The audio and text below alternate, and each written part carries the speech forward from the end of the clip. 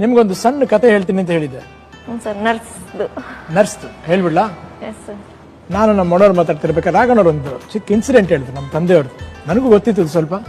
ನಮ್ಮ ತಂದೆಯವರು ಯಾವುದೋ ಕಾರಣಕ್ಕೆ ಹಾಸ್ಪಿಟಲ್ ಅಡ್ಮಿಟ್ ಆಗಿದ್ರು. ಅವಾಗ ಜೊತೆಗಿದ್ದ ಅಂತ ಒಬ್ಬ ನರ್ಸ್ಗೆ ನಮ್ಮ ತಂದೆಯವ್ರು ಕರೆದು ಅವ್ರಿಗೆ ಹೇಳಿದ್ರು, ನೋಡಮ್ಮ ನಾನಿನ್ನ ಸಿಸ್ಟರ್ ಅಂತ ಕರೆಯಲ್ಲ. ಅವಾಗ ಸಿಸ್ಟರ್ ಏನಂದ್ರು, ಪರವಾಗಿಲ್ಲ ಬಿಡಿ ಸರ್, ನೀವು ವಯಸ್ಸಲ್ಲಿ ತುಂಬಾ ದೊಡ್ಡವರು, ನೀವು ನನ್ನ ಏನಂತ ಬೇಕಾದ್ರೂ ಕರಿಬಹುದು, ನನ್ನ ಹೆಸರಿಟ್ಟು ಕರಿಬಹುದು. ಅವಾಗ ನಮ್ಮ ತಂದೆಯವರು ಕೈ ಹಿಡಿದು ಒಂದು ಮಾತು ಹೇಳಿದ್ರು, ಏನಂದ್ರೆ, ನನ್ನ ತಾಯಿ ಬಿಟ್ರೆ ನನ್ನ ಎಲ್ಲಾ ಕೆಲಸನೂ ನೀನ್ ಮಾಡಿದ್ಯಲ್ಲಮ್ಮ, ನಾನು ನಿನ್ನ ತಾಯಿ ಅಂತಾನೆ ಕರಿತೀನಿ ಅಂತ ಹೇಳಿದ್ರು.